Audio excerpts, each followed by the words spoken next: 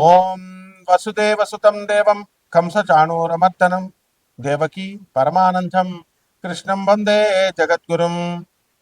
శ్రీకృష్ణం వందే జగద్గురుం. శ్రీ రాధాకృష్ణాభ్యాం నమ. అర్జునం వందే జగదేక వీరం.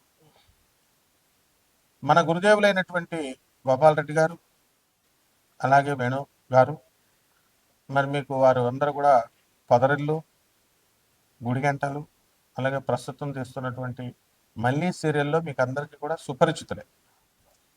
అలాగే మన ఛానల్ నడుపుతున్నటువంటి చంద్రమౌళి గారు, మరి దత్తాత్రేయ గారు, వీరందరూ కూడా మీ అందరికీ కూడా ఉగాది పరాభవనామ సంవత్సర శుభాకాంక్షలు తెలియజేస్తున్నారు. మరి వారందరికీ కూడా వారందరి తరపున, మరి నా తరపున మీ అందరికీ కూడా ఉగాది శుభాకాంక్షలు తెలియజేస్తూ, నరఘోష అనేటటువంటిది ఎంతవరకు మన జీవితాల్లో ప్రభావితం చేస్తుంది అనేటటువంటిది మనం చూద్దాం. ఒక ఫిజిక్స్లో మరి ఒక ప్రొఫెసర్గా మనం నరఘోషలు, ఈ యొక్క నరదిష్టులు, చేతబళ్ళు అనేటటువంటి వాటిని మనం ప్రోత్సహించాం. అయినప్పటికీ కూడా ఆధ్యాత్మికంగా, అలాగే పురాణాల్లో, మరి రామాయణంలో ముఖ్యంగా వీటి యొక్క ప్రస్తావన ఉంది. మైరావణుడు, ఈ యొక్క రావణాసురుడి యొక్క సోదరుడు, రామలక్ష్మణులు ఇద్దరిని తీసుకుపోయి పాతాళ లోకంలో చిన్న బొమ్మలుగా చేసి మరి వాళ్ళని బంధించి వాళ్ళిద్దరినీ కూడా పాతాళ లోకంలో నిర్బంధిస్తాడు. తర్వాత ఆంజనేయ స్వామి వారు వెళ్ళి మైరావణుని వధించి తన కొడుకైనటువంటి మకరధ్వజుడి సహాయంతో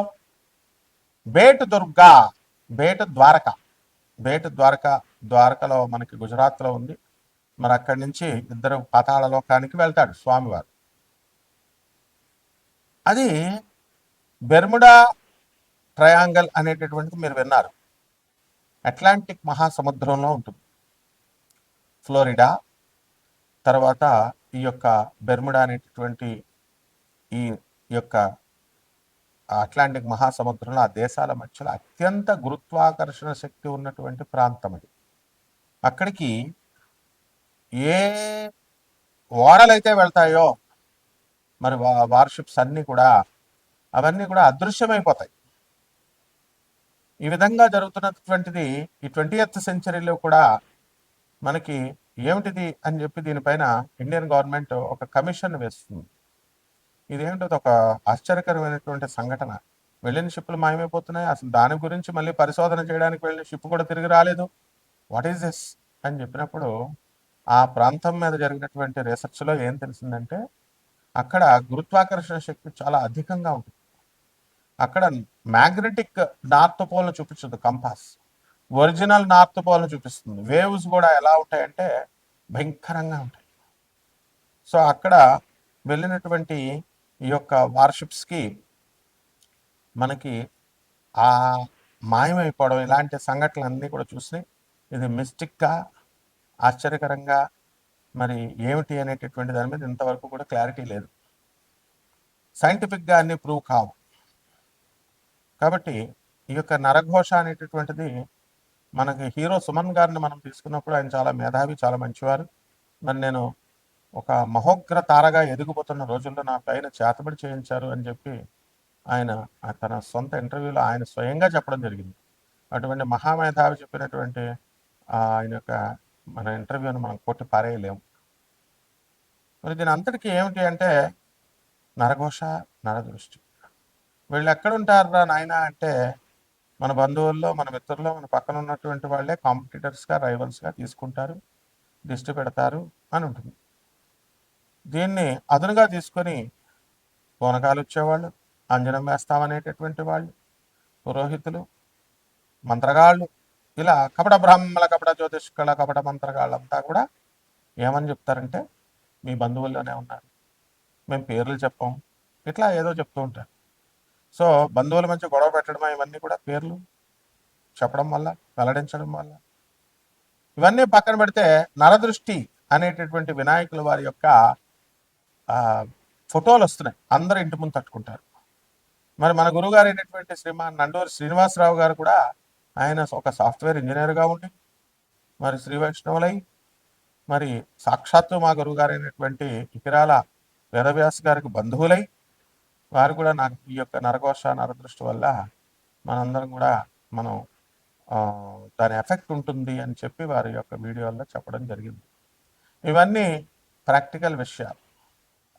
ఇక మనం విషయానికి వచ్చినట్లయితే ఇప్పుడు ఒక మనిషి ఒక కుటుంబంలో నిరుపేద కుటుంబంలో నలుగురు దాయాదులు పెరుగుతారు. ఒక వ్యక్తి తన సొంత ఆలోచనల వల్ల కానీ తన సొంత ప్రతిభతో కానీ తన కష్టంతో కానీ ఎదుగుతాడు. ఎదిగిన తర్వాత ఏం జరుగుతుందండి?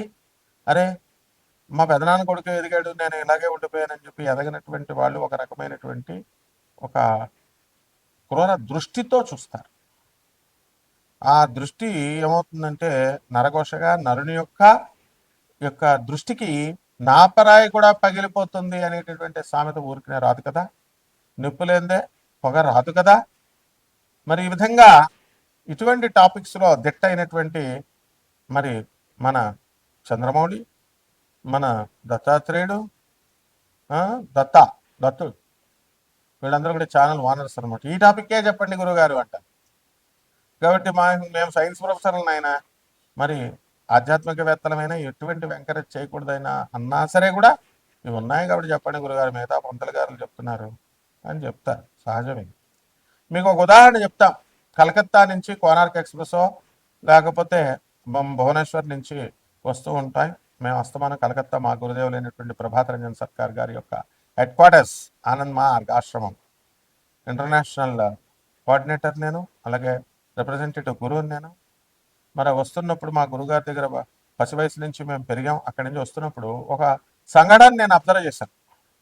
కలకత్తా నుంచి హైదరాబాద్ రావడానికి 36 గంటలు పడుతుంది. కర్కాటక రాశి. మా గోపాలరెడ్డి బాబా మా గురువుగారు అడిగారు, మరి జూబ్లీస్ చెక్ పోస్ట్ దగ్గర ఉన్నటువంటి వాళ్ళంతా పేదవారా అండి అడుక్కునే వాళ్ళు అంటే, ఒకడికి 3 బిల్డింగ్ 4 బిల్డింగ్లు ఉంటాయి, మనకు అనవసరం. My motto is to help the poor, help the needy.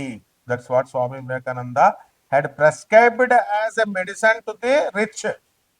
దీనివల్ల నరకోశం నుంచి తప్పించుకోవడానికి అవకాశాలు ఉంటాయి. కర్కాటక రాశి వాళ్ళందరూ కూడా విద్యార్థులను మనం తీసుకున్నప్పుడు 2వ సార్లు పరీక్షలు రాస్తేనే సక్సెస్ వస్తుంది. వాళ్ళు బ్రహ్మాండంగా రాస్తున్నారు పేపర్, కానీ ఫెయిల్. ఎందుకు? వ్యయంలో ఉన్నటువంటి గుళ్ళు ఇంకా నయం మిమ్మల్ని అందరినీ కేసుల్లోనూ ఇట్లలోనూ పోలీస్ స్టేషన్లో కోర్టులో ఇరికించలేదు.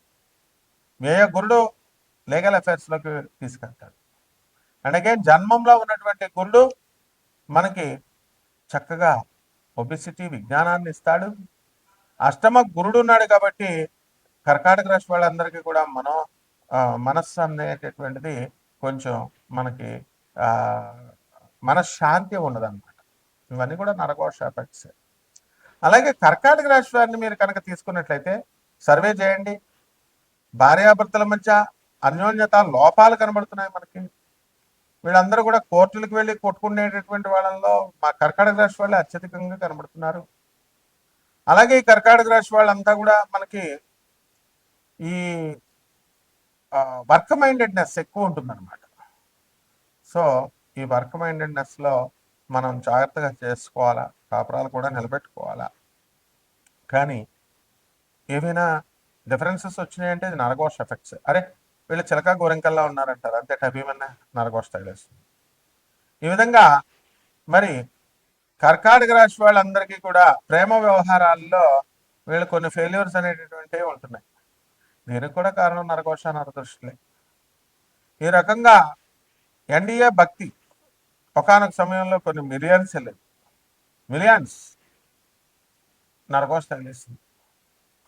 మరి ఈ విధంగా మనం ఏ పనైనా సరే ఎవరినైనా తీసుకోండి, రామానాయుడు గారిని తీసుకోండి, లేకపోతే ఎనీ వన్, నరఘోష డౌన్ఫాల్, ఎదుగుదల, రైజ్ ఇవన్నీ ఉంటాయి నరఘోష. And honest people and they are wise people, they are intellectuals కాబట్టి they accepted the truth in a scientific and rational and logical way. కాబట్టి దీనికి ప్రత్యామ్నాయం ఒకటేనండి, ఈ నరఘోషలు పోవడానికి దుర్గాదేవి యొక్క ఆరాధన చేసుకోవాలా, మరి కుంకుమార్చన చేసుకోవాలా వితౌట్ స్పెండింగ్ ఎ పెన్నీ. ఇలాంటివన్నీ కూడా దుర్గతి నాశిని దుర్గే జయ జయ, సద్గతి దాయిని సదిగే జయ జయ. నల్ల బట్టలు వేసుకోవాలా, నల్ల ప్యాంట్లు, నల్ల షర్ట్లు, ఇలాంటివన్నీ కూడా. సో శనిని ఆకర్షించాలి. దీనికోసం ఈ యొక్క కర్కాటక రాశి వారందరూ కూడా రాహు జపం చేసుకోవాలా, రాహుశాంతి చేసుకోవాలా. అనగానే కాళహస్తి వెళ్ళిపోవడం, ఏమన్నా మేము చేయించామండి కాలసర్ప దోషం, ఇవి కాదు నాయన చేసేది.